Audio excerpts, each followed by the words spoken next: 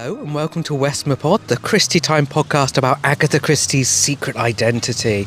I'm Mark Aldridge. I research and write about Agatha Christie a lot, including for my books Agatha Christie's Marple, Agatha Christie's Poirot, and forthcoming, the Swinging Christie's book, co-written with... Me, I'm Grey Robert Brown. I'm a writer, a Christie fan, a Mary Westmacott fan. Yes, quite right fan, too. Oh, yes. As hashtag Westma fan. Hashtag Westma fan. And this is episode 3, book 3, yes. Absent in the Spring. Yes, and we are recording on location. This is an international episode, actually. It's so international. In its own way, because, we are in sunny Torquay, and I'm not being sarcastic. It is literally the sunniest day. It's a gorgeous spring day. We're present in the spring. So nice. So it might be a bit windy, so we can't do much about that. But it's beautiful and sunny. And we're sat outside Torquay Museum because it's the Agatha Christie Festival Spring Gathering today. So I guess that's also a reminder to say that if people want to come and see us at the festival in September, there are a few tickets left at the time of recording. Yes. So do come along. But yeah, this is international, not because of Torquay actually, but because we have a very special guest, don't we? We do. We're bringing a friend along for the ride today who recorded from Los Angeles. Yes. And you recorded from Southampton. And I recorded from London. And now we're in Devon. Yes. And our first ever remote recording of anything, actually. It is. We don't do it. It's a strict rule of mine. It's true, and you're often strict, and it is intimidating. But it's a rule I agree with. But it's such is the importance of this particular guest that we couldn't possibly not. Yes. It is, of course, Kemper Donovan, our good friend Kemper from All About Agatha. Yes. Friend of the podcast. Very much friend of the podcast, yes. And he's going to discuss Absent in the Spring with us. Let's go, shall we? Let's do it. Absent in the Spring is the story of Joan Scudamore, who was on her way back from visiting her daughter in Iraq. Forced to wait days for the next train, Joan is trapped without distraction and starts to ruminate on her life, family, childhood, everything up to this point. With repressed memories bubbling up in the desert heat, who really is Joan Scudamore? So our story starts in 1944 with the publication of Absent in the Spring, and it was written only a year or two before publication, so it wasn't one of the books that Agatha held on to for years. So perhaps we could have a little think about what was happening in her life around this time. So she'd been married to Max for more than a decade at this point, right? And I was thinking about how she had just been bombed out of Sheffield Terrace not long before, obviously the Blitz, and she's now living in the Isocon building. They bought Winterbrook just pre-war, didn't they? Winterbrook was 1934, I think. Yeah. Oh, nice. Okay, yeah. And just pre-war was Greenway, yeah. That's it. And then Greenway's been requisitioned by the American Armed Forces. It's funny, though, that you just said about having been married to Max for more than a decade. It just suddenly occurred to me that, of course, that means she's been married to Max by this point longer than she was ever married to Archie. And she's actually probably been Agatha Mallowan for longer than she was ever Agatha Christie. So there's distance there in the way she might be thinking about relationships by now. I agree with that. And I think I also, I recently did these episodes on veterans in Agatha Christie, and I was looking at just her, real world situation vis-a-vis a couple of veterans in her life. And it was really striking to me the difference between the letters that she and Archie wrote to each other when he was serving in the First World War, and that she and Max wrote to each other as they were having their separate experiences in the Second World War, because she and Archie, there was such romance, and it was in some ways, though, not very substantive. It was a lot of flash.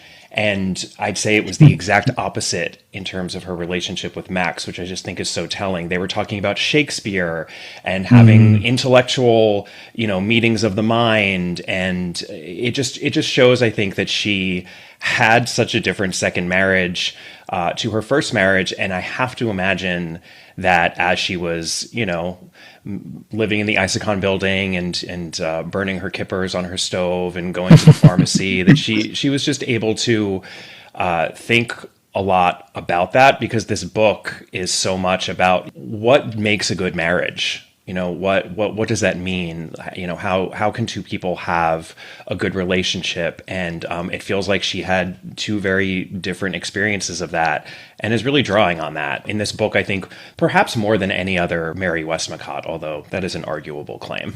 Yeah, that's really interesting. You should say that, to tie that in with what Mark just said about she's now been married to Max longer than she ever was married to Archie.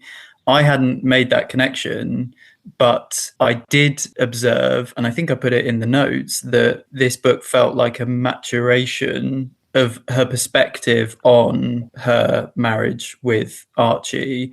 I think there's a big difference between the way that the primary couple in this book are depicted compared to the primary couple in Unfinished Portrait. And I wonder if that is because of the passing of time, that she's got a better perspective because that extra distance. There's an interesting distance from the limbo period of between 1926 and 1930, her two marriages, where she sort of half is Agatha Christie, because obviously she doesn't divorce actually in 1926. It takes a little while. And she's this sort of independent woman, and then she has to find herself again before she can find Max. That those things have to come in order. She's not somebody who just jumps from a relationship to a relationship. Absolutely. And it was really interesting to me that the journey that Joan Scudamore is taking in this novel is really almost the reverse journey that Christie herself took when she first struck out on her own after her divorce was finalized, right? Which I think was in 1928. It was about 2 years, right? There was sort of, even though the disappearance had happened, and then the marriage was essentially over at that point, but it did take a little while for the divorce to be finalized. And I've always found, her words on that journey that she took to the Middle East to be really moving in the autobiography, because she talks about how up until that point, she had never really done anything on her own. Yes, she went around the world, but she did that with Archie, and she had done some traveling even recently with Rosalind and Carlo. But she made the decision, she was at first going to go to the West Indies, right? And then really on the spur of the moment, just because someone at a dinner party happened to talk about how fascinating Baghdad is, she said, you know what?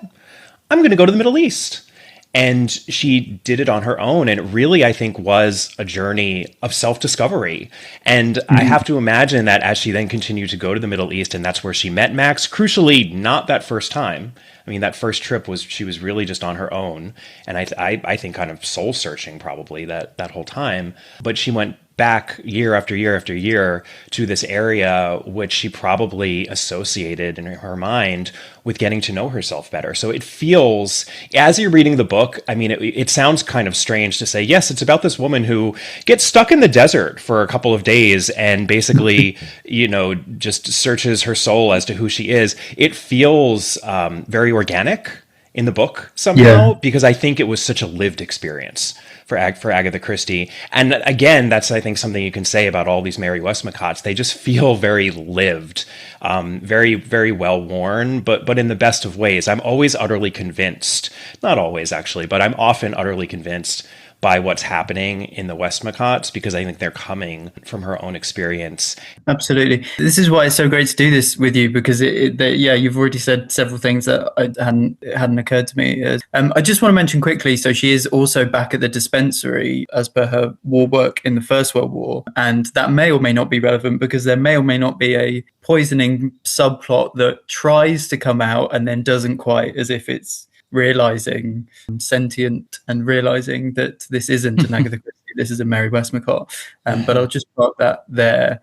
But I wonder if we could talk a bit about Agatha's own feelings about Absent in the Spring. She loved it, right? She loved writing it. Yeah, I'm going to wrestle the autobiography out of Kemper's hands, and I'm going to read out a little bit of what she says about it, because it's so striking. And I love this, by the way. This, I don't know if we're supposed to declare favourites yet, but this probably is my favourite and one of my very favourite things that she ever wrote. And I love it when you read something and you realise that the author knew it worked as well, because it doesn't always work like that.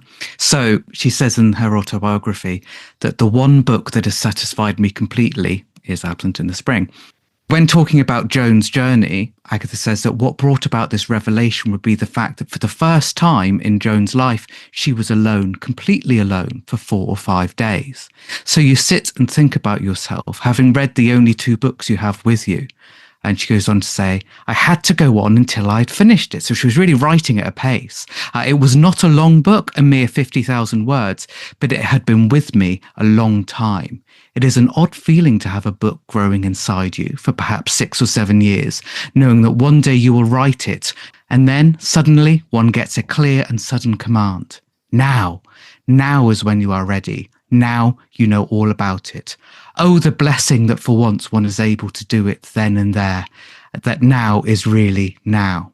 So she summarizes by saying that it was written with integrity, with sincerity. It was written as I meant to write it. And that is the proudest joy an author can have. How lovely. Kemper sat there with his arms crossed. I would have read it like this, actually. Yeah, read it better.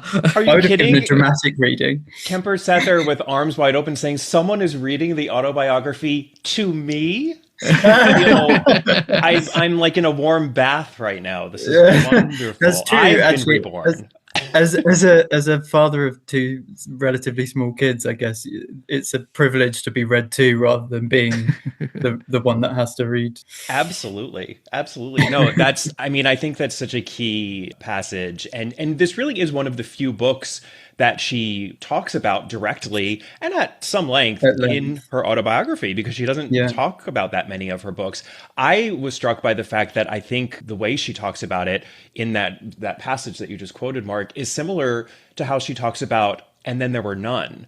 She talks about what a technical feat that was, how difficult it was to pull off the central conceit of And Then There Were None, and how she really had to grapple with it. She said, I think many people were satisfied and pleased with the final product, but no one was more pleased than I, because I knew how hard the task was and how well I had acquitted myself. That's not a quote. I'm just kind of paraphrasing from her. But I think it's a similar thing here, because in a weird way, the conceit, the 2 conceits of those books aren't that far off. This too is about an absence, right? There's kind of no one around. Like, the whole point of the book is that it's a woman alone and it's her internal thoughts. And she, is going to reveal who she actually is to herself. That's so strange. What a strange conceit. And yet she manages to pull it off brilliantly. And I think she had the same pride that she had in And Then There Were None, her probably most celebrated novel. So I just love that. I think we can see some connections between those 2. Well, that's a great segue, because in terms of what she has written and published around this time, And Then There Were None was a few years before, but certainly in my mind, it feels like it's very much set. And some adaptations really run with this. The Sarah Phelps really runs with this. It feels like it's very much set on the cusp of World War II beginning, and that is and it shares that with Absent in the Spring. And actually, Murder is Easy, I always feel like, not just because of when it's published, but it feels set on the cusp of great violence, because Agatha's response to mass violence imminent, the fear of it looming, is to create mass violence within the worlds that she's writing about. So those are 2 of the books with the highest body counts and the most serial of serial killers as a result. But it's actually published in sort of mid to late World War II, around towards Zero, Death Comes as the End. Actually, I don't know if I've asked either of you if either of you have read Mr. Norris Changes Trains by Christopher Isherwood. I haven't. No, it's you would both very much enjoy. That was published pretty much concurrently with And Then There Were None, and it occurred to me, a parallel occurred to me whilst reading Absent in the Spring, which was that the idea of Mr. Norris Changes Trains, the joke of Mr. Norris Changes Trains, is that he basically jumps from being a communist to a Nazi, and changing trains is changing political factions or ends of the spectrum. And the kind of metaphor there is that war is like a stop that a train alights on, and also the kind of transient nature of traveling sort of links with these paths that war can take your life down. And maybe it's not a journey that you expect to take, but it's one that you end up taking because war interrupts. And that's exactly that sequence at the end, right? With the Russian character, Sasha, who I think is really interesting. You know, this book is published just before the point at which Russia is going from an ally of the Allies to an enemy, an ally in the Second World War and an enemy in the Cold War, which pretty much starts straight away as soon as the Second World War kicks off. So I don't know about you two, and I'd be interested to hear, but I felt like I didn't know if I could trust Sasha when she appears in that scene at the end. I thought Christie or Westmacott is either throwing us a curveball here, and she's going to kind of shock the narrative, or she's there as catharsis and she's going to offer advice, which I think is ultimately what she does.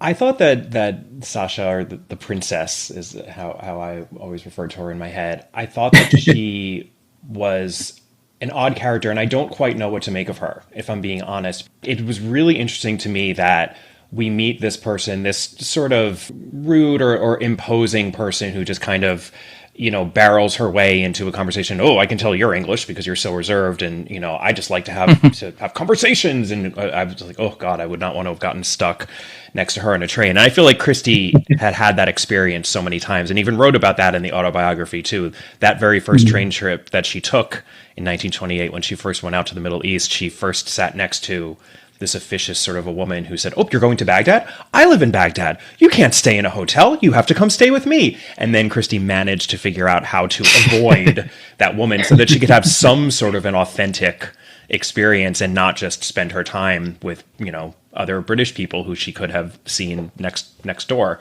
to where she was living in England. So I didn't trust her at first at all. And yet I thought it was really interesting that, given Christie was writing this book in the mid to late 40s, or the mid 40s, that she gives Sasha the correct point of view as to what's going to happen with the Nazis, right? Joan is very dismissive and says, oh, well, I don't know. I have lots of friends who say the Nazis won't amount to anything. It'll all be fine. And Sasha says, get back to me in 3 years on that. And, we know that she is absolutely right. So I think that she's perceptive, but I actually almost think in some way what Christie is doing there, at least this was maybe where I ultimately fall in terms of what her purpose is that she almost spooks Joan.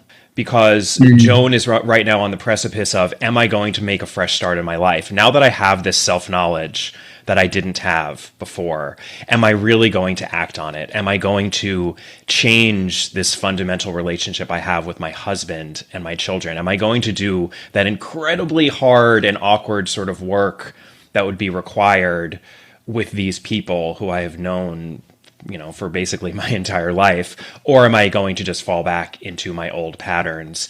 And I don't know if her run-in with the princess really helped her go on to the path that I think most readers would think would have been the preferable path, i.e. to actually follow through with that change. Yeah. Because as we know, we have our devastating ending where she does not. Yes.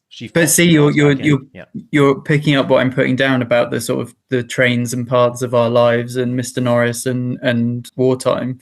I think that's a valid point. I think probably it's a late entry into the various indications that we get throughout the book that Joan is at best naive and at worst a bad person, because she has been, in the sun, in the desert, and she is unaware of the gathering clouds of the conflict that's due to happen. But ignorance, I always think, she's just ignorant. She's so self-centered that why would she even have to think that through when it doesn't directly affect her right now? Just not on her radar. I'm just not interested. Yeah. Laura Thompson, actually, Christie biographer, of course, wrote an excellent Christie biography in the early-ish 2000s, I think, that she situates at one point in that biography, Absent in the Spring, as she's telling the story of Agatha Christie being entirely just dumbfounded by the breakdown of her first marriage, that she seems to have had no idea that Archie, was seeing someone else, and that this really wasn't working out. And that utter devastation coming swiftly on the heels of that ignorance, and then of course leading ultimately to the disappearance and all those troubles that she had. And I found myself wondering as I was reading this, is this someone now many, many years later who is finally coming to terms with that, of like, yeah, people sometimes live their lives and they have no idea what is happening right under their noses. And whose fault is that? Because, I certainly don't know that that's a simple answer. It's presented in this book as a simple answer, which is that it's Joan's fault. I don't know if we're supposed to question that, but I have to say I found myself questioning that. I don't know if I think that Joan is necessarily the awful person that this book seems to be intent on making her out to be. I'm curious how you felt about that, if you felt yourself pushing back on that at all as you were reading this book. That's an interesting question. I wonder if when we come to talk about the end of the story, if that, because I think your perception is shifting, like I say about her ignorance of the war. I think that's a late entry into trying to divert your opinion of her, and even the very, very end after that is a late entry into piece of evidence gathering against her almost. I do want to just say that you made a comment about brash foreigners and awkward English people, and I can't but help but think that is essentially this episode, is it not, Kemper? I'm bursting into Westmapod here. I'm tearing down walls, and I'm sorry. I feel very appreciative that I've been allowed to. Oh, stop it! I didn't mean like that. No, God, we're honored to be with you. You're the one with the hit on your hands. Something crystallized as you were just saying your last thing, Gray, which is that I do think the bit with Sasha at the end, and they even talk about light versus dark, where Joan says, "Well, the thing I hate is light." The exposure of the desert and the sun. And Sasha says, "Oh, well, for me, it's the reverse. She hates being in the dark." And I think when we see that Joan is still ignorant as to what's happening in the war, the idea is like, this is a woman who fundamentally can't see the light, right? Like who can't, who can't deal with the light. And I think it's a little bit of a foreshadowing of what is going to happen at the end of the book. Absolutely, because she has this very similar exchange with Rodney right at the end, where he says, "Oh, it must be great to kind of sit there and sun yourself and be alone with your thoughts." And she goes, "No, it was beastly." And yeah, like you say, even then, even after Sasha, even after Rodney, all these people, maybe they're well-meaning, maybe they're portrayed as better people than her. I don't know, that's up for debate. But even after the intervention of all those people and those developments, she's still, I mean, you said see the light. It's that metaphor. It's also in the dark. I mean, literally, to be in the dark, metaphorically as well as literally. In terms of structure then, well, so the title famously is from Shakespeare's Sonnet 98, From You Have I Been Absent in the Spring. I thought, Kemper, I think you had some Shakespeare notes. I mean, Shakespeare, I think, was hugely important to her. And this, I think, is such an unusual quotation title of Christie's. And she loves to use a quotation.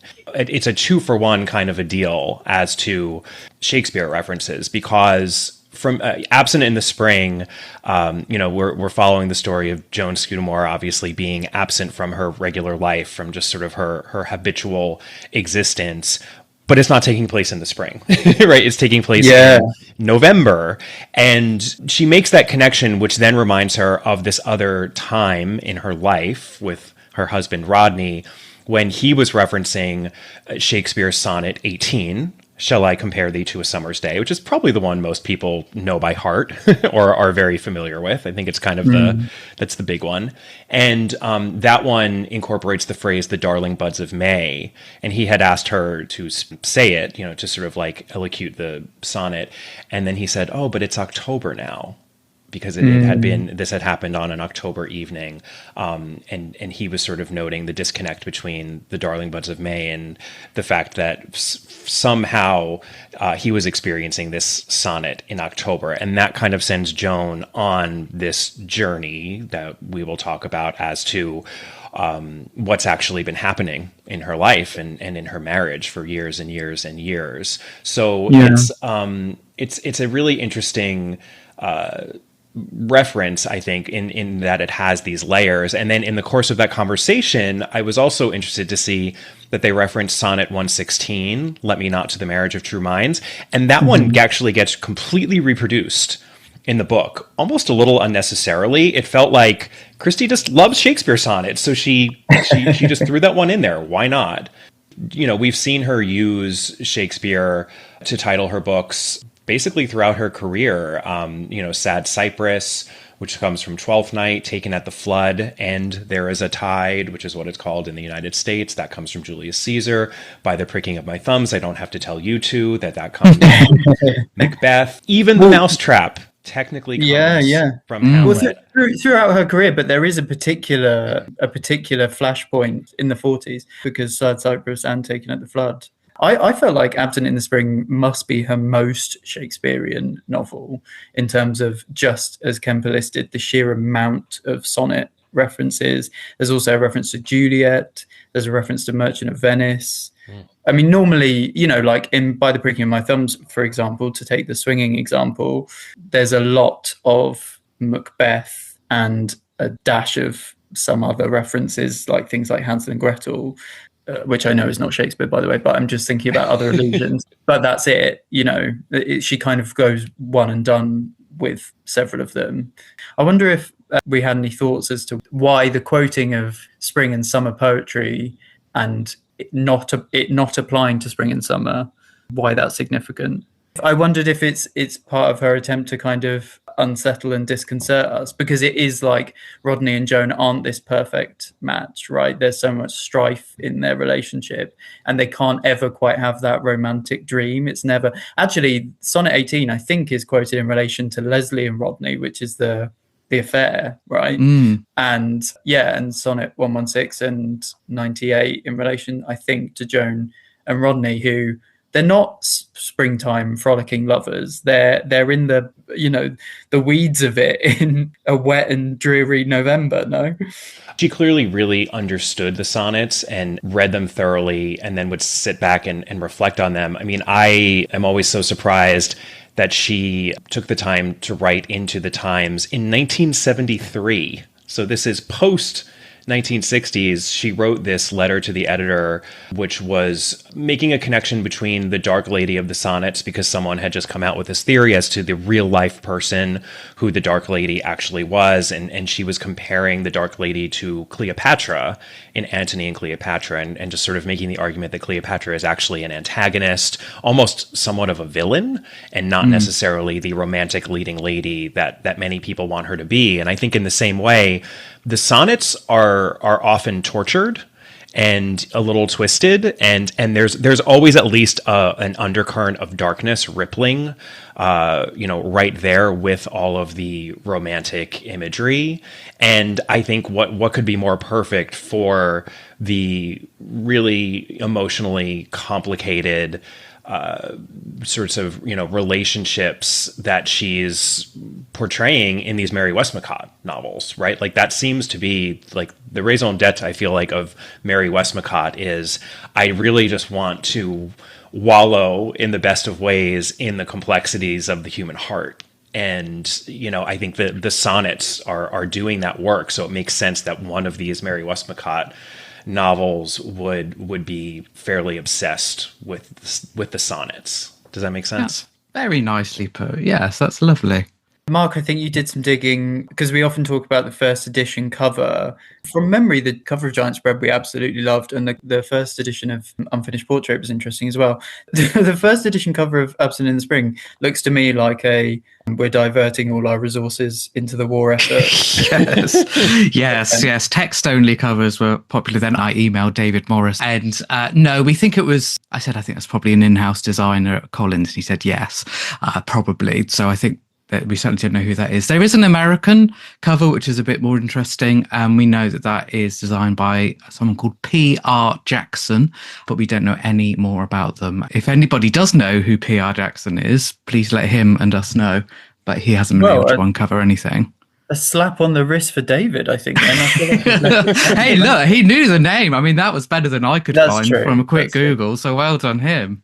But you did find the serialization, right? Yeah. I mean, this wasn't my discovery, but I did have a look at it. So the story was serialized in 2 parts in America in Good Housekeeping, which is a real coup for Mary Westmacott, not Agatha Christie, but Mary Westmacott, a pretty much unknown author, to get her book serialized in one of the major magazines is a really big deal. It is worth saying that people knew, in America in particular, they knew that Mary Westmacott was a pseudonym.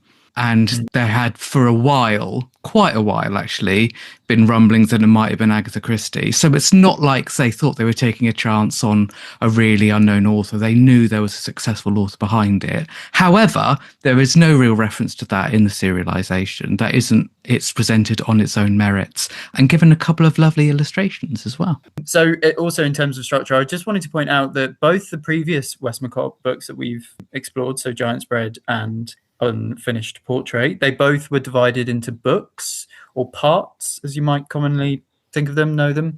This one is just 12 chapters and an epilogue, but what's possibly most interesting about the epilogue is this shift, is the shift in perspective. We go from, this is my audiobook casting hat on, which is trained to, above all else, look at narrative perspective, because that determines who you cast so often. But yeah, we go from a very close perspective on Joan throughout, but nevertheless a roving third person, so not actually from her first person perspective.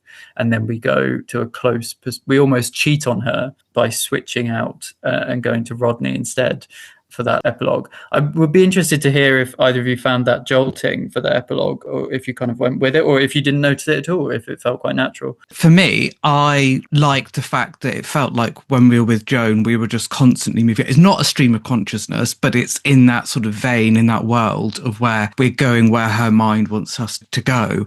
And so I think that the way that it shifts a bit for the end really works, because I really like the fact that it does present itself sort of like a twist. Like you really think, oh, you know where this is going. And it's like a punch to the gut to realize that she's learned nothing, and that actually this isn't going to be the moment of revelation you'd hoped it would be. Well, it is, but then she's just going to forget about it and go back. Yeah, I was really interested by the presentation of this novel, because I think one thing I've noticed now, having read pretty much everything that Agatha Christie wrote, is that she is very fond of breaking up her text, right? She's, and I think that goes to readability. I mean, she's just so good, perhaps the best in any genre, as to making her books readable. And she is not afraid to break things up into parts, to, she often does Roman numerals even within chapters. The short stories, a lot of those Poirot short stories, they're not even that long, but they're often broken up into like 5, 6, 7, 8 different parts. And it's great. It just sort of, it makes it bite-sized and easily digestible. And I think she's just always thinking about pacing, or maybe she's not even thinking about it. She just has an instinct for it. And I think what she was really trying to do here was a little bit of the reverse, which was immersive, right? The whole point is that we're really falling into this stream of consciousness-like perspective of Jones, and to be able to pull that off in third person is a feat, I think, and she does it by being much closer in her third person perspective than she often is in the mysteries, where she really does like to jump around a lot. I think, it's just a lot higher. It's often from a bit more of a distance, and we have at least, jumping among like 3 or 4 characters, and sometimes a lot more. She gets away with that. And she's not at all doing that here, so that by the time we get to that epilogue, it almost feels like that's the proof. It's like at the end of the mystery, because you really could, I think, much more so than any of the other Mary Westmacotts, I think and we'll talk, I think, a little bit about this, we can read it as we would read a detective story. Yes. When we finally get, because we've only been from Joan's point of view this entire book. And okay, this is what Joan thinks is happening, but is this really happening? And then in that epilogue, not only do we get Rodney's perspective, so we would say, yep, that's definitely, that Rodney was definitely in love with another woman. We get a letter. We get an actual, the evidence of a letter from their daughter, Barbara, which, Barbara definitely is not close to her mother, and she's much closer to her father. And it feels like this is the proof that we get in our denouement in one of her mysteries. And I actually loved that she did it, because I think it gave the book a satisfying punch at the end. Definitely. Yeah, I agree with both of your thoughts there. I just wanted to mention before we move on, while we're talking about sort of bigger text things, in terms of adaptations, I was really struck. I don't know if you remember me saying this to you, Mark, but I was really struck when I was in Japan last year.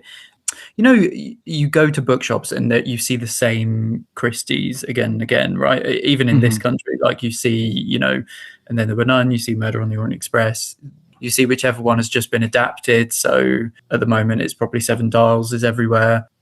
In Japan, even relatively small bookshops pretty much all had Absent in the Spring. And I went down this path of trying to think about what it was culturally that resonated particularly about this book with Japanese readers, or if there was anything in particular. And of course, as so often the case, as Agatha would tell me if she was sat right here, probably slightly sternly, the answer is the most obvious answer, which is that it had just been adapted in a really big way. It was actually adapted as a musical called Sunday. It looks brilliant. It was huge in 2018 and was actually planning to come to the UK, and then COVID hit. And I think that sort of stalled its progress, sadly. Interestingly, they go harder than we do on this is an Agatha Christie.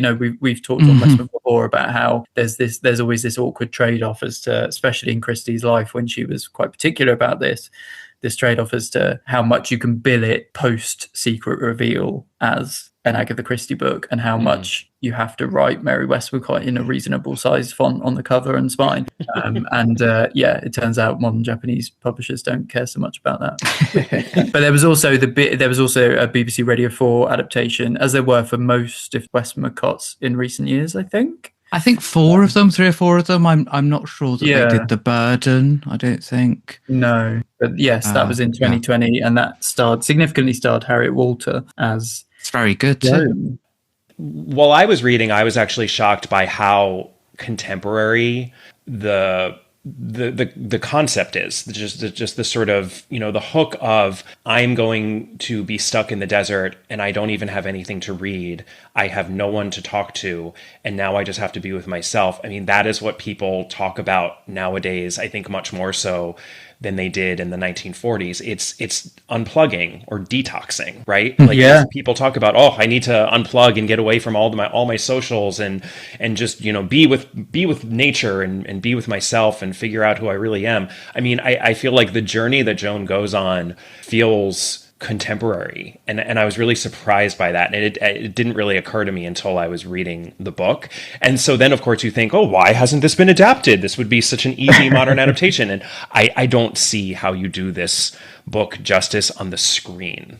I really don't. No, you're absolutely right though. I mean, it's the same premise that every kind of auto fiction, millennial, like slim novella type book that comes through has. So I mean, yet again, Agatha / Mary, very ahead of her time there. She did it first. Putting Agatha and Mary at the heart of this all, we've talked a little bit about some of the many autobiographical elements in this book. I mean, lest we struggle to see the wood for the trees, it's worth saying straight away that Joan is 48, which is more or less Agatha's age at this point. And we've talked a bit about her experiences traveling to and from Iraq, Baghdad. And I mentioned Wallingford before. So one of my very good friends, Georgia, who listens, hi Georgia, lived in Wallingford for a time. It's near where I grew up. And I visited her there recently. actually as I was reading Absent in the Spring. And I wonder if because of that, I was able to pick up on these clear references better. Actually, Kemper, have you been to Wallingford? I have not. Oh, you must. To my great shame, I have not been to Wallingford yet. I think we can fairly safely say that Rodney works in a fictionalized Wallingford because, Market Town in Christie, the words Market Town should always put you on notice because Wallingford is like the quintessential market town. There's a reason why it's the filming location for the market town in Midsummer Murders. It's Causton. But yeah, his solicitor's office is overlooking the market square. Wallingford has a lovely market square. And the market day is the same. It's still Friday. Christie mentions in Absent in the Spring that the market day is Friday, and it is still to this day Friday in Wallingford. There's that really beautiful section I picked up on where Rodney and Joan are talking about their conception of heaven. It's a really evocative and quite intimate moment between the two of them. And there aren't loads of them. It also includes a reference to In the Cool of the Evening, which is a quote that obviously Mark and I have spoken about quite a lot, that being a 60s text. But when Rodney is called upon to describe his conception of heaven, he says, "It's an absurd fancy of mine, Joan, but I play with the idea sometimes that as I'm on my way to the office and go along the high street, I turn to take the alley into Bell Walk, and instead of the alley, I've turned into a hidden valley with green pasture and soft wooded hills on either side. It's been there all the time, existing secretly in the heart of town. You turn from the busy high street into it, and you feel quite bewildered and say perhaps, 'Where am I?' And then they tell you, very gently, that you were dead." Anyway, I asked Georgia if there's a real parallel for Bell Walk, and she did tell me of an alleyway that perfectly fit the description. Annoyingly, I can't remember what it's called now, but there is one. But yeah, I wondered if there were any other kind of Easter eggs, as it were, that we spotted in Agatha's various stories and indeed her life story.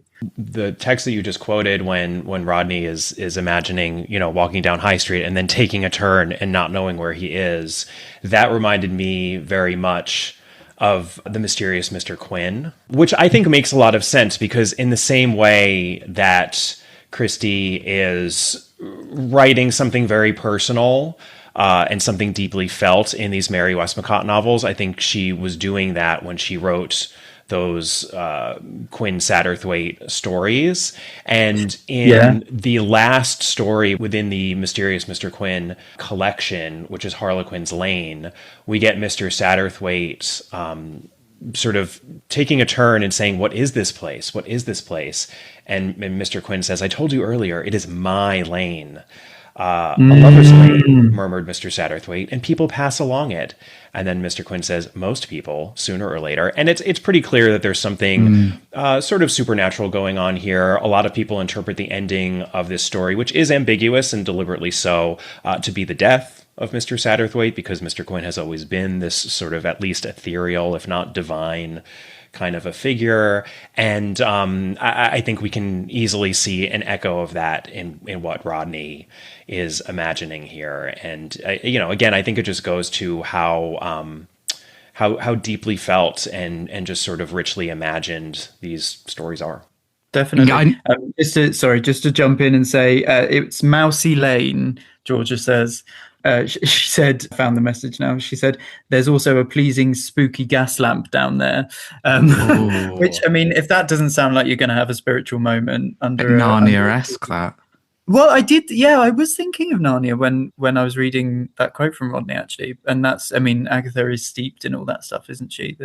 Sorry, Mark. No, I'll just say I was reminded from the notes you'd put together, actually, Gray, another reference to Omar Khayyam and the Rubaiyat indirectly, which is just such a recurring thing. It's funny that it's one of those things that I'm sorry to say that before I seriously looked into Agatha Christie, I'd never heard of. And once you have heard of it, you see it all the time, like not just in Agatha Christie, but a lot of the literature and general discussions from sort of the late 19th century through to the mid 20th century.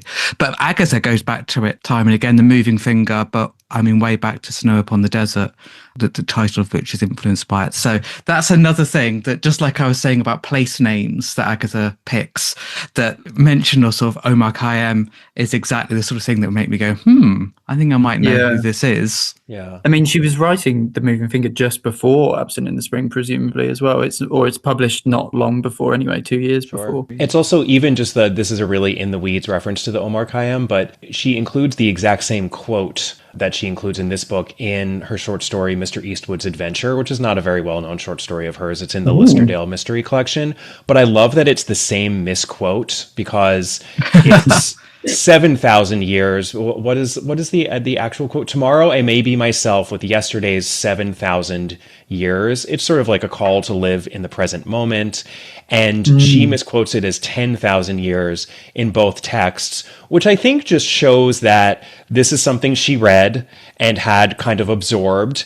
And she got it a little bit wrong, because she's not sitting there and writing this and thinking, oh, I must go look up, this quotation from Omar Khayyam, and she's not doing it in that deliberate of a way. This is just sort of pouring out of her, and so you're going to get those little inaccuracies, and I find it charming. I don't mind that. It's not, she could have looked it up if she had wanted to, but she didn't want to, because it's that much coming out of her. And I just love being able to make those little. You're right. I was thinking about this with the Shakespeare references earlier, and looking at the Shakespeare books that the books on Shakespeare that she owns, and I was thinking about how I bet those are just from memory, and I'd be interested to look at any misquotings there. I had a few. I always remember that I think I'm right in saying that the last thing that Poirot says, if not the last line of the book, because that goes to Hastings, but the last thing that Poirot says in Curtain is, "Those were good days, weren't they?" or words to that effect. And we have a very similar quote here. And again, Curtain was almost definitely written around this time, definitely before. Yeah, so again, something very much in her mind at this point. For our swingers out there, not like that. There was a lovely. Yeah, let's be inclusive. Mark, did you spot the quote, "dreadful smell of rancid fat"? Yes, I did. It's not me. We all smell lovely, I'm sure. It's almost word for word Marple's reading. She reads it in a kind of modern book that Raymond has given her, doesn't she, at the start of A Caribbean Mystery, a sort of horrible, supposed to be erotic but actually quite grotty scene. And she uses those exact words, "smell of rancid fat," which is obviously, I like to think that's sort of an insult that she just threw out at people. But there's that. Obviously, Joan boards the Orient Express. Yes. We must have all squealed when we read that. Couple of other Easter eggs. One is that she uses the name Mitzi in the same breath almost as this discussion of the onward march of the Nazis, which reminded me of the unfortunate depiction of Mitzi in A Murder is Announced in 1950. Clearly that's a sort of Central or Eastern European that she has in her wheelhouse. And more significantly, much more significantly, is Victoria Station, specifically Victoria, not any other train station, but specifically Victoria, as a recurrent symbol and site and theme in the Westmacotts. But I think we'll come on to that in a bit as well. Interesting. Yeah, there are a couple of others that I picked up on. Two that I found significant just because we've already mentioned them. I think it's really interesting that The Moving Finger and Curtain, which we know she had to have been writing around this time, especially since we know that this book had such a long gestation, right? Like she was thinking about it, I think probably for much longer than the average gestational period of one of her mysteries, even though who really knows, and that we can only really speculate. But the relationship that Joan's daughter Averil has with this older celebrated doctor had echoes for me in both The Moving Finger and Curtain. One is that Joan and Rodney find out about it. Her parents find out about it because of an anonymous letter, a poison pen letter. And, as we learned in The Moving Finger, the inaccuracy of the gossip that was being bandied about in those anonymous letters was actually a clue that they must have been a ruse. because, and this is like the quintessential Miss Marple-ish thing to say, because gossip is really often true. The fact that gossip was completely baseless meant, something else must be going on here. Someone must be using these poison pen letters for some other nefarious purpose. And that, goes very much to the heart of that mystery. So here, the poison pen letter was 100% true.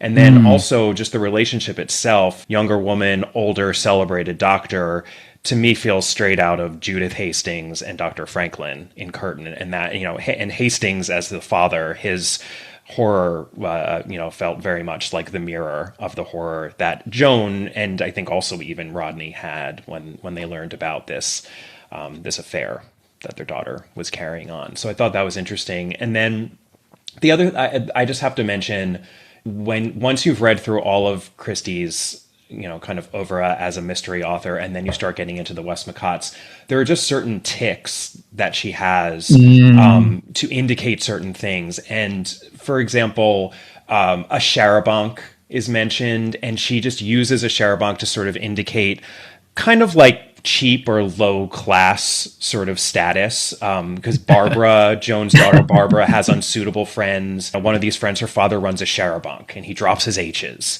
We know in Christie that's like, oh, that means that to the sort of striving middle class person that Joan is, she doesn't want her daughter associating with those people. And we had a charabanc deployed in exactly the same way in The Dead Harlequin, yet again from the mysterious Mr. Quinn. There's also a school headmistress character, Miss Gilby, who's the headmistress. Stop! I had this written down and then I deleted it because I was like, oh, maybe that's too far. But I'm so glad you're saying this. So yes, carry on. Don't stop. I said stop, and I'm saying don't stop. Well, I know that you, because, Cat Among the Pigeons is obviously, you've talked about that constantly on Swinging Christie's. And I actually think there's some of Miss Gilby in Miss Bulstrode. I think that Miss Bulstrode is a much more interesting and complex character because she's such a bigger character in Cat Among the Pigeons. But Christie was really fond of creating that, the headmistress character, a woman who, even though she could be a figure of fun among her students because they might think that she was just excessively proper or old-fashioned, she's smart and efficient and forward-thinking and just someone who you can tell, according to Christie, deserved a lot of respect. And that is 100% this Miss Gilby character. We have Miss Pope in The Girdle of Hippolyta, which is in The Labors of Hercules, and I think she functions in exactly the same way. And you can just feel that respect that I think Christie has for those characters. And I also just really appreciated, and I think this is something that you all picked up on as well, but the ruse as to Barbara's illness in Baghdad. We learned that it was actually much more serious because she had attempted suicide, but she claims that it was ptomaine poisoning, which, we could be in the Tuesday Club murders at this point. Like it's just those little echoes of the mystery worlds occasionally pop out in Mary Westmacott, which is really, really fun. Definitely. Okay, we like to look at a couple of themes per book on Westmapod, Kemper. So the first one I wanted to bring up was, how might we read this in terms of psychoanalysis? And this is something we talked about in relation to Giant Spread as well. I think probably what we'll conclude at the end of this project, all of the Westmacotts are in many ways imbibing this very much in vogue sense of psychoanalysis, because we think now of that as a pursuit and those concepts as maybe commonplace or accepted, but it was really at this particular moment that Christie's writing, and Freud is also writing in the 30s, these ideas are very much coming into popular culture, and the idea of just writing one's life. And we've used terms like stream of consciousness, confessional was one term that I thought of when we were talking, and the idea that it's non-linear, unlike Giant Spread and Unfinished Portrait, which if you dispense with their framing devices are a cradle to curtain, descriptions of life. This is roving both away from the present and into the past and around Joan and swirling around her memories. And actually, there's, as if to kind of lampoon this idea that she is writing a life and that's the task ahead of her. Westmacott makes a reference to Blanche Haggard's ex-husband Tom writing The Life of Warren Hastings, and then Benjamin Franklin. And Kemper, I spotted in your notes an excellent point about this that I did not remember. Oh, yes. With the Warren Hastings, it's such an odd, I mean, I had no idea who Warren Hastings was. I had to Google him. No. Yeah, same. Right. Yeah. And it does sound like a very boring sort of a book that poor Blanche's husband was working on. I mean, he's some sort of a colonial, governor or something, but apparently Madge, Christie's older sister, who did get a play up on the West End before she did. And, it seems like maybe there was some sisterly competition between the two of them at times, as happens. She wanted to write a play about Warren Hastings, but the play, a little follow-up to The Claimant, but the play never came into existence. So I got that from Laura Thompson. I have to imagine, I mean, it's just such a specific and strange little reference. Yes. So that is her poking fun. And Madge was, I believe that Madge passed away in 1950 or at some point in the 50s, but Madge was alive and probably appreciated it, and smiled about that. So it's a little bit of a joke there. Yes, whereas Blanche says, if I wrote a life, it would be someone like Cleopatra, some sexy piece, which is just so Blanche. For anyone who's read the book will know. We haven't really talked about her yet, but she's a very vivid character at the beginning of the book. In her autobiography, Christie gives a little summary. Mark, stop taking the autobiography from Kemper. He wants it back. You've gone too far, Mark. Oh, please. dear. But she says that the book was the picture of a woman with a complete image of herself, of what she was, but about which she was completely mistaken.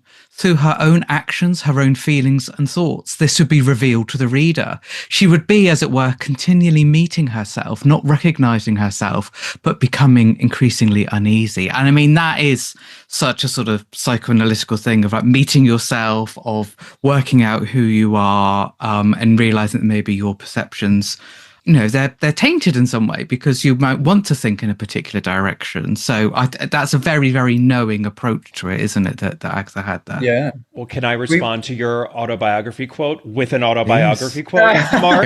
Go for it. On guard. I mentioned sort of at the top of our conversation how Christie was sort of characterizing that trip that she first took to the Middle East after her divorce. And I reread it after having read Absent in the Spring, and it just took on a slightly different character because she says, I should find out now what kind of person I was, whether I had become entirely dependent on other people as I feared. I would have no one to consider but myself. That's her talking about that trip. I mean, she could be describing Absent in the Spring. I mean, that's really the journey that Joan is going on. I have to imagine that obviously I'm not saying that Agatha Christie was stuck in a rest house for 3 days and, went on this sort of soul-searching journey, but I have to imagine that a lot of the sort of soul-searching that Joan did, she was doing on some of these trips, and she was very much drawing on that. And it is very psychoanalytical. I mean, it's self-psychoanalytical, but I think that's a really robust reading of this text. It just occurred to me as you were talking that isn't it fascinating that Agatha's trip was post-breakup clarity, kind of all about finding herself as a single person, which many of us have experienced. I know I've had moments like that. Because Joan doesn't realize she's alone. In fact, I think I'm quoting the end. I think I'm quoting the last line. In fact. That's the whole point, right? Is that Joan, I don't know, she's astute enough to realize that she needs to take a voyage of discovery, but she's not so astute as to understand herself and understand that she may as well be single. Her marriage has actually crumbled. Yes. Can I actually pull out one moment from the book and then also her autobiography that I think actually perfectly showcases that? So there's this moment as Joan, when she finally is able to get back on the train and she's with Sasha, the princess, and they stop at I hope I'm pronouncing it correctly, the Cilician Gates, which is this beautiful spot in Turkey. And this is what she writes in Absent in the Spring. They got out of the train and stood looking down through the great gap in the mountain chain to the blue, hazy plains beneath. It was close on sunset, and the air was exquisitely cool and still. Joan thought, how beautiful. She wished Rodney was here to see it with her.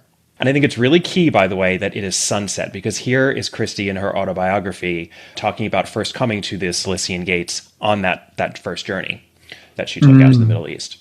It was a moment of incredible beauty. I have never forgotten it. I was to pass that way many times again, both going to and coming from the Near East, and as the train schedules changed, I stopped there at different times of day and night. Sometimes in the early morning, which was indeed beautiful, sometimes, like this first time, in the evening at 6 o'clock, sometimes, regrettably, in the middle of the night. This first time I was lucky. I got out with the others and stood there. The sun was slowly setting, and the beauty indescribable. I was so glad then that I had come, so full of thankfulness and joy. So she's chosen sunset, again, because sunset is when she first saw the Cilician Gate. So this is the mirror image sort of her own experience. But it's how fascinating that for her, it was this moment of gratitude as to, I am doing this. I really wasn't sure. And then I met that annoying person on the train. And what's even the point of any of this? You know, I think the way we often feel when we start a journey, is this even going to be worth it? And then she gets to this place and she has this moment of reflection, and she's so thankful to be alone. Right? She's thankful that she did this on her own. And what she's done with Joan is that Joan has this moment and, oh, I just wish that Rodney was here to see it with me. And as things end up playing out, unfortunately, Rodney's never going to be with her. So for Christie, it was this moment of clarity. For Joan, it becomes yet another moment of almost of obscurity. Only after the fact, only once we realize where Joan ends up. I think we still have the hope in the moment when it plays out in the novel, like, oh, maybe she really is going to finally reconnect with him. But I just love the way that she's playing with this real place that meant so much to her and which she had seen in so many different ways. Yeah, definitely. Dr. Mark Aldridge, you wrote in the notes document, selfish, narcissistic, pitiable. I assume you were just talking about Grey. Right. Yeah. Thanks. I was just making that joke.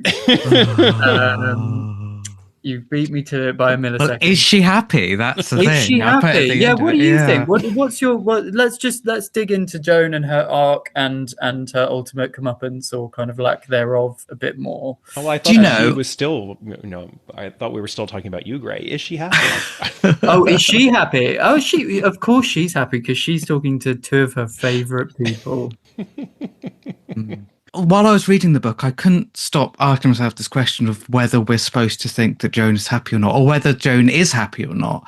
And I really came to the conclusion that I sort of think she is, because I think she is so narcissistic. She's so selfish that it's only at the points where she is forced to confront that she is at all unhappy. Whereas in the rest of her world, she gets her own way, and she can just ignore things that don't tie in with her worldview, which is everything's great and people really like me. What do you think? I think ignorance is bliss. Yeah. You're right. I think she's, the book is arguing that happiness is not the ultimate achievement, right? Because I think she's really being contrasted with the character of Leslie Shurston, who probably is my favorite character in the book, because I think it's one of these Christie characters where we never actually, quote unquote, meet her. We only see her through the recollections of another person. And sometimes in Christie, I'm thinking of, Five Little Pigs, Caroline and Ammius Crale, for example. And there are others peppered throughout the canon. Sometimes in Christie, those end up being the most powerful characters of all, that much more powerful for the filter. And Leslie is just everything that Joan is not. And she has a horrible, not a horrible life, but she has a tough life, right? Her husband has to go to jail. She doesn't have as many nice things as Joan has. She's not as good looking as Joan is. She's not as well put together. But she's interested in things. She's interested in Copernicus and quantum theory, and she likes having interesting discussions. But she too is in love with someone who's not her husband, and just like Rodney is not in love with his spouse, but someone else. Hence their love affair. I think that we're supposed to finish the novel and prefer Leslie's existence to Joan's, even though I think you're absolutely right. Joan is happier. Yeah, well, the irony that quite early on in the book, Joan explicitly pities Mrs. Shurston. She says she'd had a sad life, a very sad life, and I think you are explicitly invited. You know, Agatha/Mary knows exactly what she's doing. She is explicitly inviting the reader to ask all these questions that we are now asking. Maybe she didn't expect us to be doing it through magical screens, connecting across the globe. But she definitely wanted us to ask these questions. And similarly, there's a tiny little mention. There's a lovely little bit between Rodney and Averill where Rodney says, a man who's not doing the work he wants to do, the only work he was made to do, is only half a man, assuming man as the kind of old-fashioned catch-all for person. And if you follow that, then you go, the real work of a person, the real work we should be doing is learning about ourselves, is uncovering ourselves and becoming better versions of ourselves, more self-fulfilled. And actually, Rodney turns out to be a much more rounded person, much more fulfilled person, certainly more self-aware. He's not perfect by any means.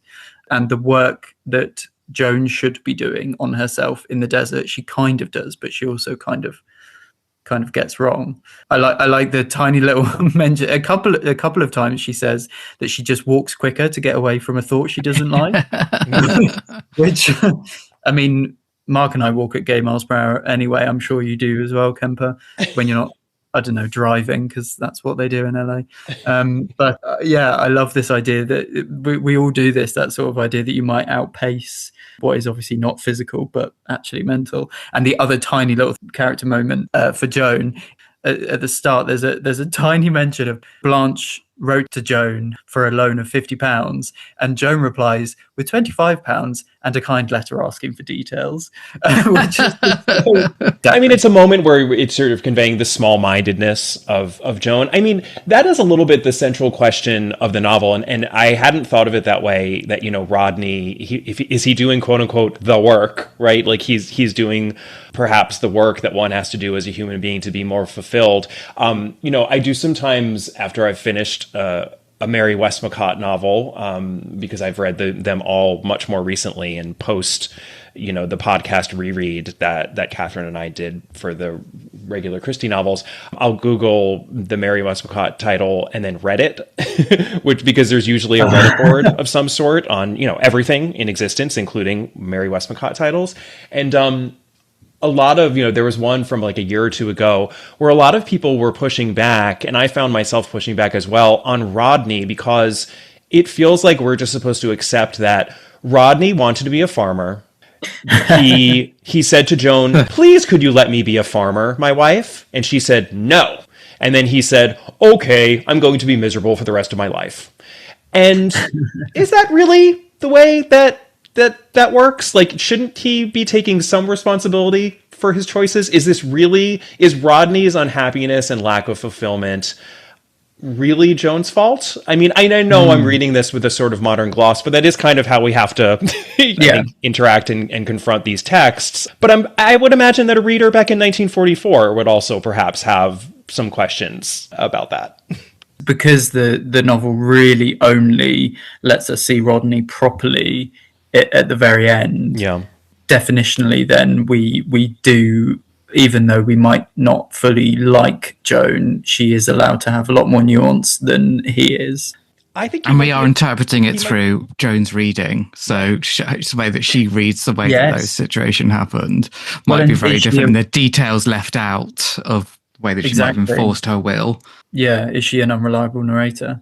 To her own detriment, because I think when she's having this supposed revelation as to, oh my gosh, I never understood my husband, and I sort of forced him down this road that he didn't want to take, and there's just a fundamental lack of understanding between us because I never really knew him.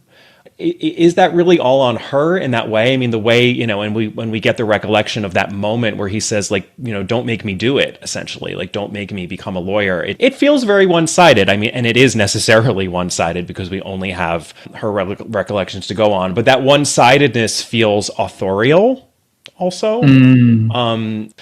Just that just as in the same way there's an alternate reading of Rebecca that kind of flips everything, right? Where Rebecca is not necessarily the villain that She's just simply said to be, and which we tend to accept when we read that book. If we read it when we're older, or we sort of think a little bit about it, we can do that with any book. And I think in some ways the Mary Westmacotts, because they are so internal and they are about such complex matters of the heart, they're kind of begging for that sort of a treatment. No, I appreciate that. Also, it's interesting that you just said Rebecca, because I was just thinking about Endless Night, which I always think as a kind of bedfellow of Rebecca, and Roger Ackroyd, aka Agatha's most famous unreliable narrators, and how, unlike Joan, you just said, Kemper, that Joan is unreliable to her own detriment, whereas Agatha's detective story unreliable narrators are unreliable to a plot purpose. They're unreliable for a constructive reason, for their own gain. Which shows the different kind of mode we're writing in. Dare I say, it shows what is intended to be more lucid and layered and literary and psychoanalytical than maybe you can get in some deeply plotty mystery novels, perhaps, arguably. Are you just arguing that Mike Rogers was really just a super nice guy and he's just totally misunderstood? Is that what you're saying? Well, look, I wanted to talk. We touched on briefly the fact that it's encompassing a life. It's immersed in a life as life writing, but it's not linear. And there's a lot of interesting stuff about time and space. The time kind of freezes when she's out in the sun and ruminating. And there are quite a few mentions, almost like the space and time that the book occupies is, it's shifting. It abides by story logic rather than kind of strict chronological logic, which again is just a very different. It's not something that Christie never does, as opposed to Westmacott, but it is something that Christie does less of than Westmacott, if we were to splice them out. It's similarly, we have these images of mirages and all that stuff about the kind of air being clear and the sun bringing light in the desert and sort of blowing away the cobwebs. It's all very evocative and really brings us into Joan's story, I think.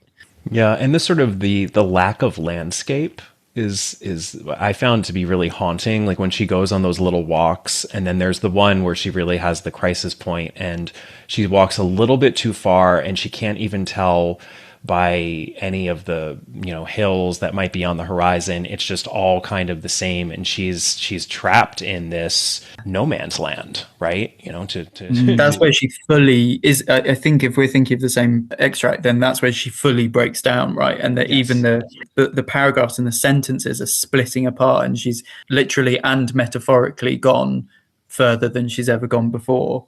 Yes, I just imagine sand. Like I sort of just see her surrounded by this sort of debris in the sand. And I feel like Catherine and I would often critique Christie on her physical descriptions, both of people and settings, because they're very particular and she's often quite sketchy, perhaps in the best of ways in terms of describing her scenes and sometimes the descriptions of her characters. But I think there was a lot of really great scene setting actually in this book, and I felt like it was very clear to me. I mean, I already knew that Agatha Christie herself had spent lots of time in these rest houses on this very journey, by train and car and whatnot across the desert. But you can feel the authenticity of the setting, and I think that goes a long way toward selling what's happening to Joan as she does break apart.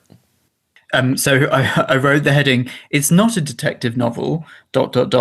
or is it?" And dun, dun, dun. You touched on this before, Kemper, with your mention of poisoning. It is almost like a different kind of story is straining to come forth and never quite does manage to.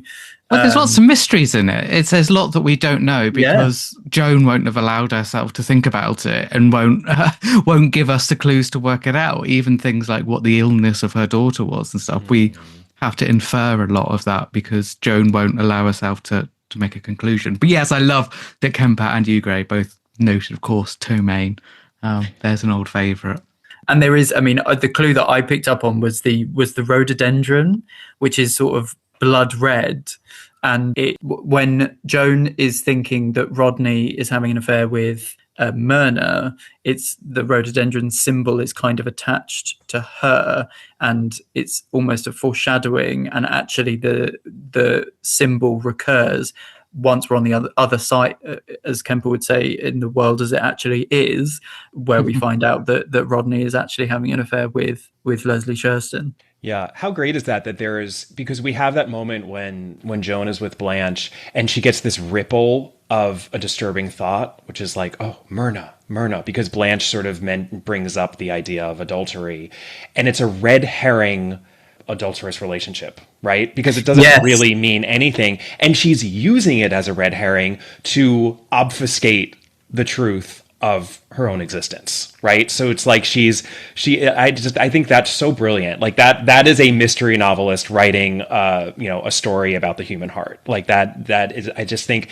it's funny. Like I feel like on the podcast, Catherine and I would so often try to impose our mystery breakdown, especially on Christie's short stories that really did not function as whodunits, but we would do it anyway because it was kind of fun and it was just a fun way to break down these stories, and you get into these patterns.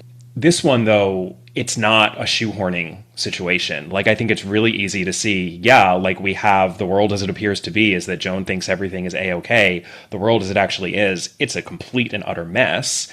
And, to me, the two big clues, one is that Rodney, when he's leaving the train station and seeing Joan off, she catches sight of him just at the last minute. Because he doesn't stay to wave at her and just sort of like get every last bit of her that he possibly can. He leaves before the train properly leaves. And then at the last minute, he lets down his guard. He throws back his shoulders. His head is held up high, and this burden has been lifted from him. And Joan sees it, and she still can't allow herself to, really, she can't take in the import of it, which is, oh my God, he doesn't like me at all. He's thrilled to be rid of me for a couple of weeks because our marriage is a disaster. And that was one of, I think, the sort of establishing concepts that Christie had. I think she writes about that maybe in the autobiography somewhere. I have a vague recollection that was one of the first images that she started with. This woman. You're absolutely right. You're absolutely right. And you've performed the perfect segue into our second of two kind of themes that we were going to pull out, which was adultery. Please.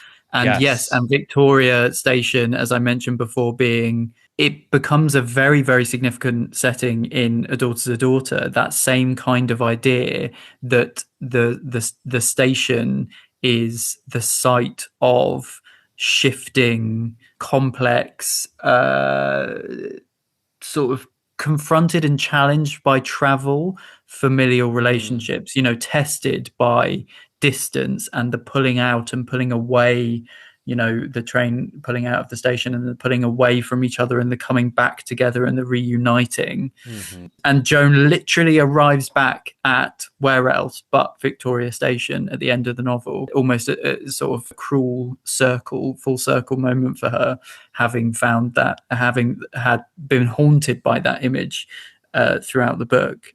There's something really interesting that Westmacott is threading through not just this novel of hers, but several. I think that's true. And also train stations in wartime, right? Let's not forget that this is being written in wartime, and especially before, people were using airports as regularly as they do now. I know people were using airports then as well, but the train station was often this site of, like you say, reunion, and also having to, say goodbye and perhaps forever. It's just, it's an incredibly, it's the locus of so much emotion. And I think it's the perfect image with which to start, the novel conceptually, for its author. Yeah. It's just really striking to me that the novel really does function as a mystery because of that cluing. And I just have to shout out the other major clue, because I think this one even functions more like a traditional Christie clue, which is that, we learn that on that evening when Rodney had asked Joan about, shall I compare thee to a summer's day? And he was talking about the fact that, oh, but it's October right now and it's the darling buds of May. Well, that would indicate that when he was sitting in the garden at some sort of an evening party with Leslie, they must have been, she apparently was reciting the poem to him, or they were discussing it. And Joan remembers them at that party and the fact that they were sitting 4 feet apart. And earlier in the book, she uses that as evidence of, well, they didn't really much care for each other. It was very formal, kind of an odd thing, but how formal of them that they were keeping each other at a distance.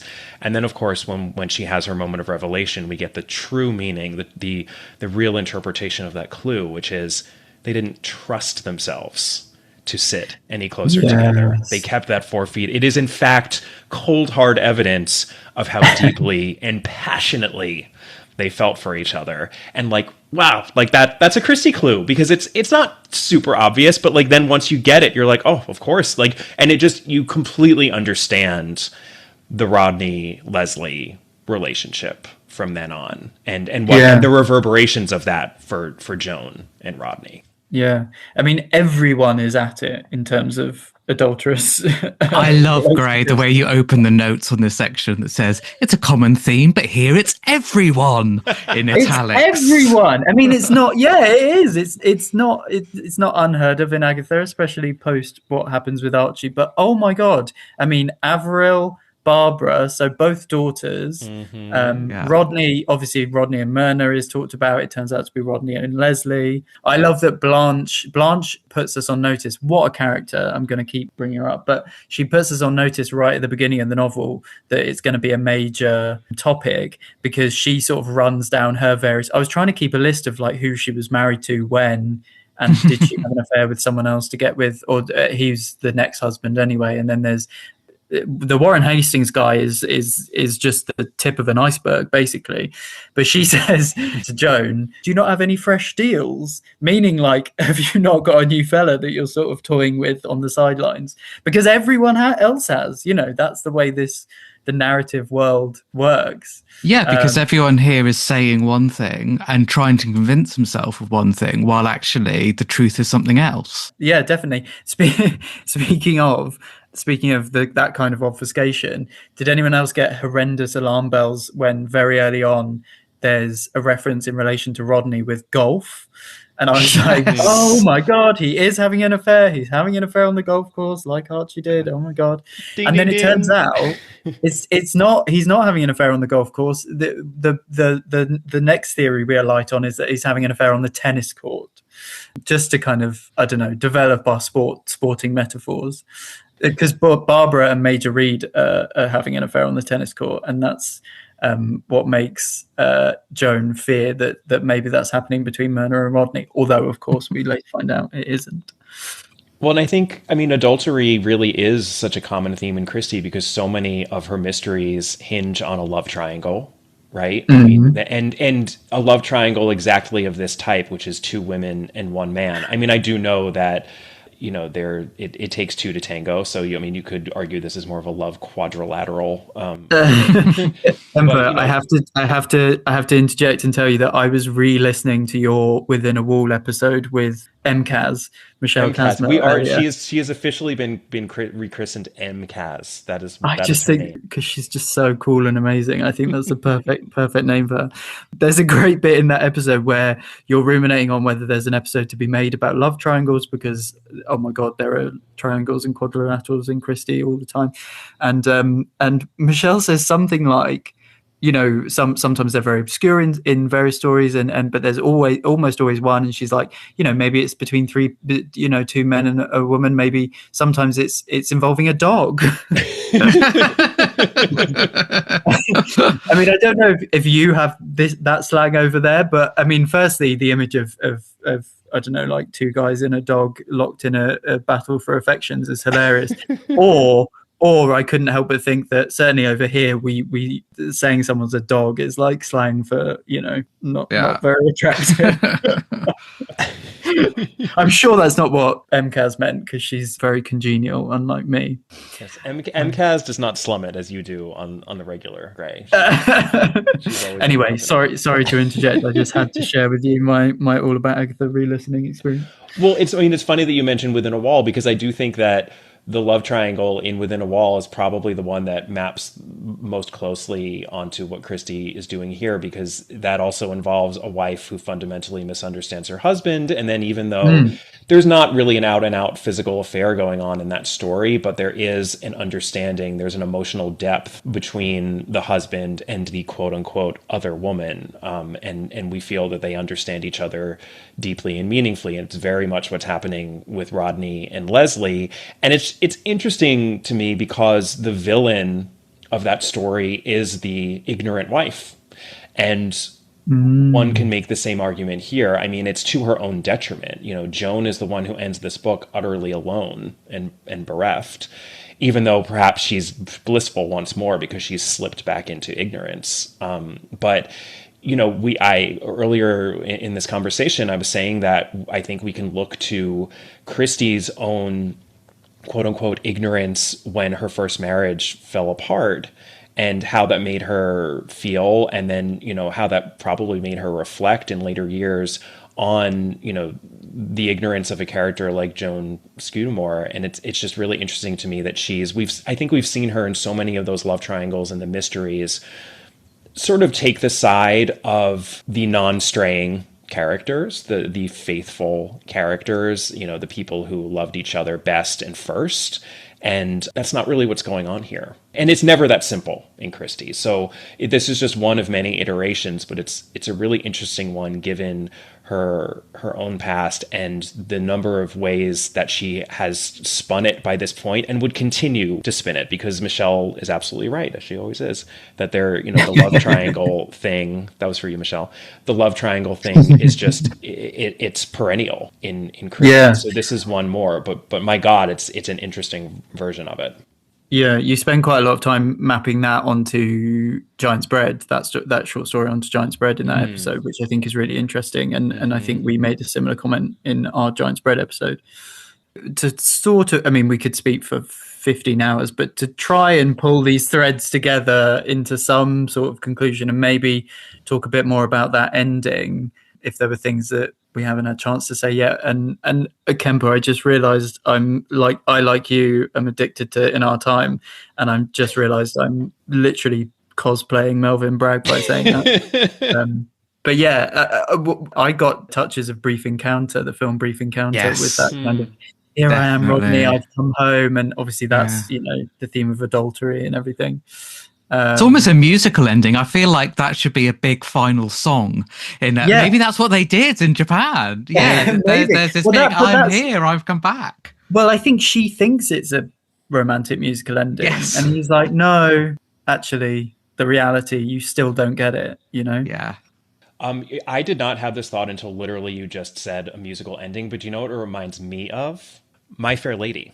I think we say Sunset Boulevard. I thought you were going to say there must be more than this provincial life, because you seldom go a couple of hours without mentioning that. But My Fair Lady does have this wonderfully ambiguous ending where, there's been this sort of there's this quasi romance thing that's happening, and she returns to him at the end, and it's like, does he understand her? Is she going to stay with him? And I think he says, Eliza, get me my slippers.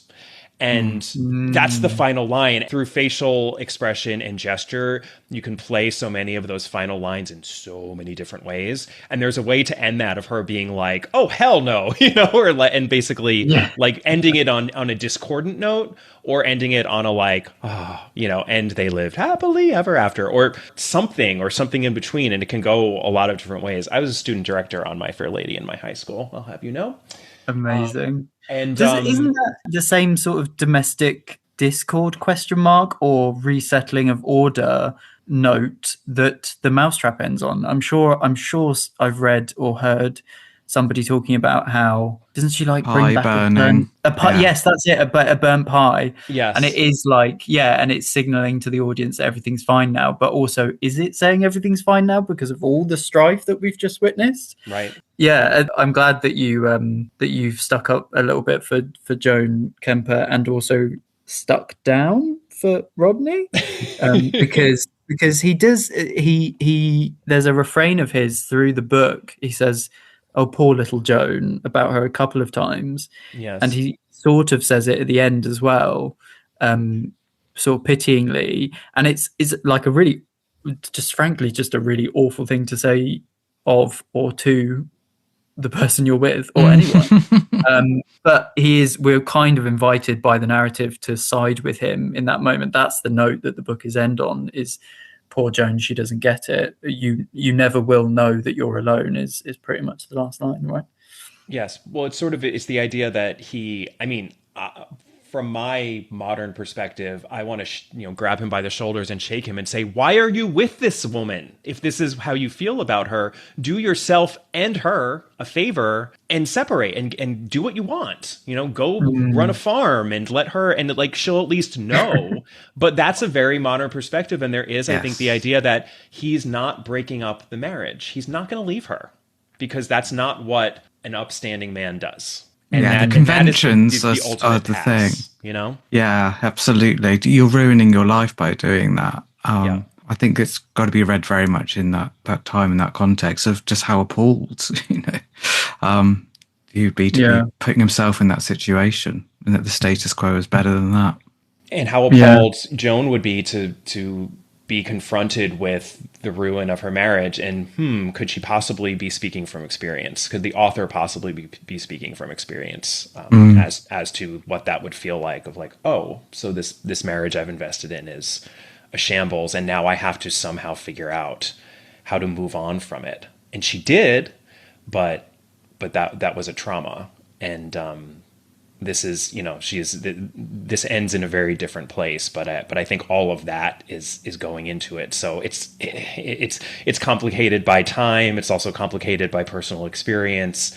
But there are just a lot of different interpretations I think we can place on it. Yeah, but there's an integrity to her portrayal, to reading the book the way I think it's quote unquote meant to be read. Definitely, yeah. That's why I'm so interested to hear what both your patrons and our listeners think of this, because I do think you can have massively divergent reading experiences with this particular novel, maybe more so than the other two Westmacotts that we've so far covered. So Kemper Donovan. Yes. We like to do a little "if you liked this, try that" section. Indeed. And Mark, I think yours has already been referred to. Yes. Mine was Rebecca. I don't know. I'm sorry, I stepped on your toes on that one. I did not do that on purpose. How funny though, yeah. But I just thought great minds think alike, isn't it? Yeah, and it just struck me this thing about it from someone's perspective and us learning things about the rest of the world from them. I know that's not something that only happens in this book and Rebecca, but there really felt like a similarity there. So I thought that if you enjoy this sort of story and you haven't read Rebecca, what are you doing? Go and read it right away. Funnily enough, Kemper and Catherine's Rebecca Patreon episode, I'm not misremembering that, am I? That was one of my favourites. I thought that was quite early, in your Patreon. Yeah, I remember you talking about a stage adaptation, and it's had so many problems even since you recorded that episode that it's never quite made it to the West End. Yeah, they did it in Germany, and I think there were all sorts of problems with it. That's right. They did the burning of Manderley on stage. They did, yeah. And I just thought, wow, how exciting. But yeah, there's a very interesting story if you Google about that production. But so we need that. For legal reasons, I shall say no more. We need that, and we need Sunday, the Japanese Absent in the Spring musical. I need to see both of those on in the West End stat. I really want to see that musical, the Japanese version of this. That's really, really fascinating. I think that's so spot on, Mark. Like it's the same extremity almost of like perspective, sort of, where you're really being told a story like really hard from one perspective, and I don't know, it kind of invites the same like readerly soul searching in a weird way. Yeah, and born out of the same world. I mean, they're only 6 years apart, I think, in publication. So many of the Mary Westmacotts, I think, probably more so than the Christies, because there are just so many Christies and they span such a long period. For some reason, I always think of the Mary Westmacott novels as being very mid-20th century, just sort of like quintessential mid-20th century kind of books. And I think that I might have made this point when we covered The Rose and the Yew Tree on Patreon. So for some patrons, I apologize for repeating myself, which I never do. But Somerset Maugham is an author who I just think goes almost hand in hand with Mary Westmacott. I would probably pick The Razor's Edge as the book to pair with this one. And funny story, because I knew that this question was coming up, because you organized gentlemen very, very kindly let me know that I would have this question so I could say something articulate right now. I promise that I did not pick this book on purpose for this reason, but guess when The Razor's Edge was published? Oh, almost, what, 44? In 1944. No way, exactly. Yeah, did not realize that until I was like, when was that actually published? So I think, to be fair, I actually think The Razor's Edge is super on point for The Rose and the Yew Tree, which is why I mentioned it, I believe, on that episode. So I know that's your next one. Is that right? Yes, in fact, I'm looking at my copy of that right now. I'm going to start it this evening, and now that Absent in the Spring's out of the way. You have so much joy ahead of you. So I would say that, and then also The End of the Affair by Graham Greene, because Graham Greene, I think, is another, right? I mean, just do Adultery, just all of these themes. There was a film adaptation of that one not so long ago that I actually have a lot of affection for. I think Graham Greene, he dipped his toe in mystery as well. He kind of does the cross-genre thing that Agatha/Mary is doing here. So I think he's just a really good reference point as well. That was 1951, by the way. But set in the Blitz, isn't it? And just after as well, it has a Taken at the Flood thing to it. Yes, totally Taken at the Flood. Yeah, I love that book. I'm very fond of saying, and I say it slightly to wind some people up, but I'm very fond of saying that it's one of the few depictions of heterosexual love in literature I'm interested in / can stand. Moving swiftly on, I just wanted to mention a few. Mrs. Dalloway for the modernist psychoanalysis, stream of consciousness. I think there's something very Woolfian about what Christie is attempting in all of the Westmacotts that we've done so far for this project. It'll be interesting to see if that carries on as we look at the next three. The scene at the beginning with Blanche and Joan coming together for having not, with that slight discord of time and emotion between them, felt very much to me like the opening scene to Passing, which, Kemper, have you read that? You would love that if you haven't. I have not. Oh my God, I'll pick it up immediately. You would love it. It's phenomenal and should be on syllabuses instead of Great Gatsby. I don't know why it isn't. And it's brilliant. And finally, I just wanted to shout out The Wheel Spins, better known as The Lady Vanishes, which has that same premise right at the beginning before you get on the train. It's actually, I guess, The Wheel Spins / The Lady Vanishes is like Majority Train, with a bit of stuck in a remote corner away in a remote place in a hotel at the start, whereas Absent in the Spring is all stuck in a remote place and then a little bit of train at the end, to be very intellectual about it. But yes, all great reads / watches in terms of the Hitchcock Lady Vanishes as well. And Mark's fond of the remake, as he always says. I love the Hitchcock original, but for me, my childhood memory is the remake with Elliot Gould and Sybil Shepherd in the 70s. Yeah. I quite liked the fairly recent remake, dare I say. Is this The Lady Vanishes? Was it a remake of the Hitchcock? It was called The Lady Vanishes rather than The Wheel Spins, but I don't know if they just did that. Yeah, I think it was a new adaptation of the book, whereas the one from the 70s was very much a remake of the Hitchcock film, really. And you know that, I know I've mentioned this on the podcast before, but Flight Plan, the Jodie Foster movie Flight. I was just thinking that when you said remake, Gray, I was like, well, which remake do you mean? Because there have been so many versions of a film like that. Yeah. It's the lady vanishes on a plane, and it's the kid vanishes. They make it a child, but it's the same. That's amazing. I've never even heard of that. Oh yeah, it's is it better than these adaptations? Yeah, No. I don't know. No. I remember being quite disappointed and thinking watching the trailer, going, "Wow, this is such a sort of film." And I remember saying to my mum, "We'll like that movie," and then we saw it and we were like, "Oh, that was a film." Yeah, it was a film. I look forward to the remake of The Lady Vanishes on a spaceship. I'm sure that's imminent.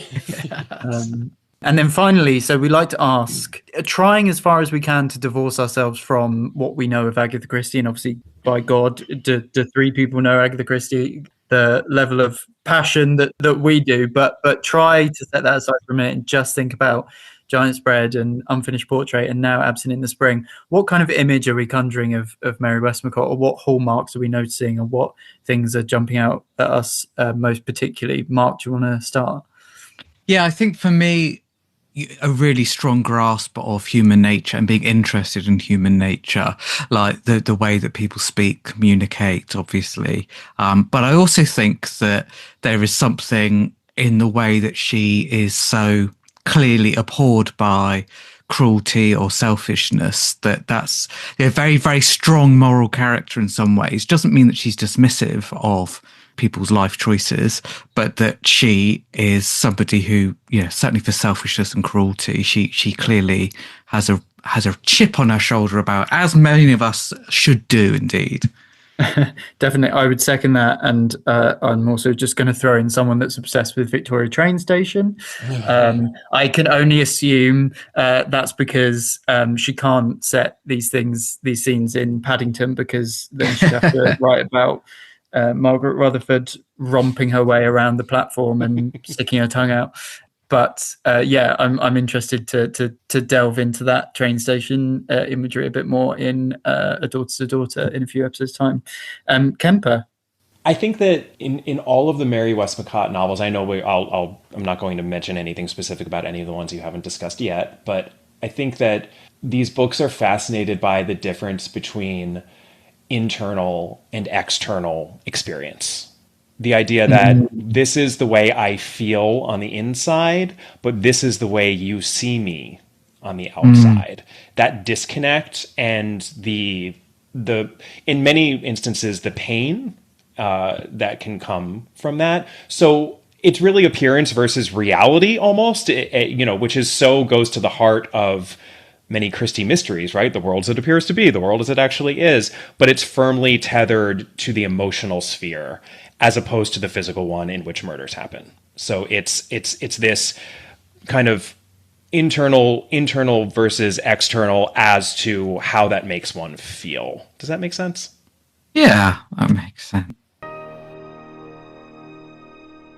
Thank you so much for having me on your podcast, for invading your podcast. I mean, I assume there's only going to be about 6 episodes. Maybe there will be some extras. I don't know. Oh, Kemper, you are the only guest on a novel episode. Ooh, absolutely. It's absolutely an exception for such an esteemed person as you. I mean, that's a significant takeover, because there's not there just isn't that much Westmacott material. So I really appreciate being on the podcast, but also being able to just discuss this book with you all. And the Mary Westmacotts have not been rereads for me. They've all been first time reads. So it's so crucial, I think, to be able to have those discussions after you're fresh off of your first experience of it. And I honestly feel like I know the book a lot more, or at least have more to ponder after getting your perspectives as well. So this was absolutely a joy.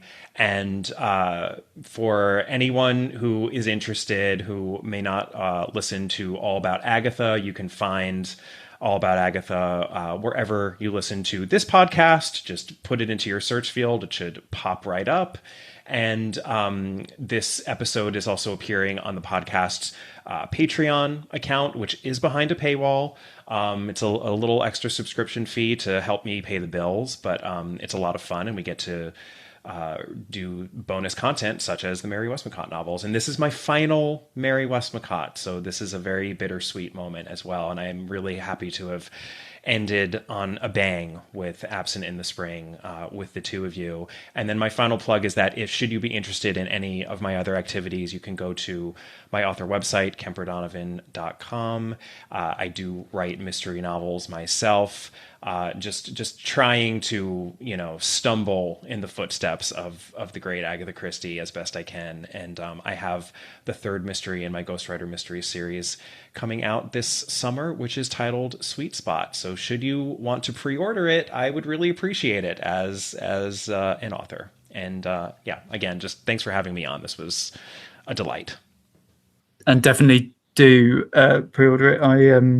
I actually just reread Loose Lips. I think it's phenomenal. I loved The Busybody as well, but I do think Loose Lips was phenomenal. So I'm very excited to see the third entry. Thank you. And very clear Christie influences in the best way. We're not talking remakes here, but if you like Christie, then they're books for Christie fans. Yes. Oh, absolutely. The allusions to Christie, I hope that they're well-placed Easter eggs, but that it doesn't overwhelm. Feels original, because I know that Christie would always want people to be original and writing in their own voices. Oh, definitely. What I loved is the allusions that I was thinking of are not necessarily the allusions that I've heard you talk about, either on the podcast or in interviews or anything. I mean, there are some like Death on the Nile for Loose Lips, but then there are others where I go, oh, yeah, I was thinking of that. And then you're like, oh, I was actually intending to do a Roger Ackroyd thing with that. And I was like, oh my God, I hadn't even thought that. Well, you know what? And whatever you got out of it works for me. There you go. Yeah. Well, that was lovely, recording with Kemper. Wasn't it? I really enjoyed that. Yeah, and we are all people who've got a lot to say. And so we were sort of going through it going, we just have to make sure that this is a podcastable listen at the end, because we could have gone on for 10 hours. We don't, yes. And indeed, many episodes of All About Agatha have. Zing. Gentle ribbing there for Kemper. It was a lot of fun. And yeah, Kemper's brilliant. Do check out his books, of course, and the podcast, although I'm sure there's no one that listens to us that doesn't listen to him. And we may be popping up on All About Agatha at some point again. It's just soon. possible. Lots of plans, lots of fun to be had. Do read along with us, the Westmacotts. It's 2 weeks today. We will be discussing The Rose in the Yew Tree. Very different book. Which is, and actually we're recording that tomorrow, so that's exciting. Each episode drops every other Tuesday. I still can't believe we didn't make it Wednesday. I know, Westmore Wednesday. It's so obvious in hindsight. What idiots. I know. Anyway, perversely, it will be Tuesday. Let us know your thoughts and photograph your copies as well. Please do pre-order the Swinging Christie's book. I love that you went a bit quiet there. Because someone's walking past. We haven't announced it yet. We're announcing it in an hour. Yeah, oh my God. They'll run to the tabloids first. She is. She is. That's exactly what that woman is doing. She's trying to find a reporter. I just saw her eyebrows raise. And of course, stay subscribed to the Swinging Christie's feed for more episodes there every month. And please do think to rate and review and subscribe to the Swinging Christie's and of course Westmapod as well. And you can get in touch with us, please. Instagram at Christie_time. On Blue Sky, our account is christietime.com, which is also our website. You can email us at christietimepod@gmail.com. On YouTube, you can find us at Westmapod and The Swinging Christie's at The Swinging Christie's. Gray's website is grayrobertbrown.wixsite.com/Gray Robert Brown. I am going to buy you a URL for a Christmas present one year, I think, just to save on my splashing the cash. My Instagram is at Dr. Mark Aldridge, and my Blue Sky is markaldridge.info, which is also my website. And of course, as well as the Swinging Christie's book, if you wanted to check out any of mine, you'd be more than welcome to. Yes, do. Westma bye. Westma bye.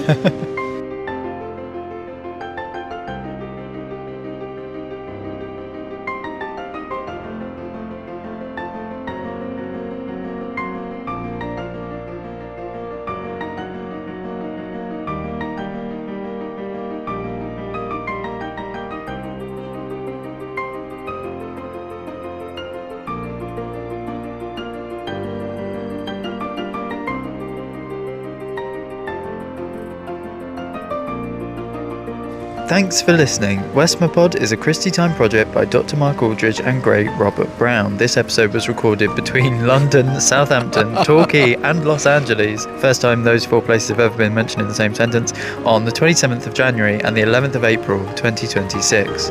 Our artwork is designed by Tom Double and our music is by Dar Golan. Hello, is it me you're looking for? Let's get my notes up. Files, Westmapod, Absent in the Spring, Absent in the Spring. Hello and welcome to Westmapod.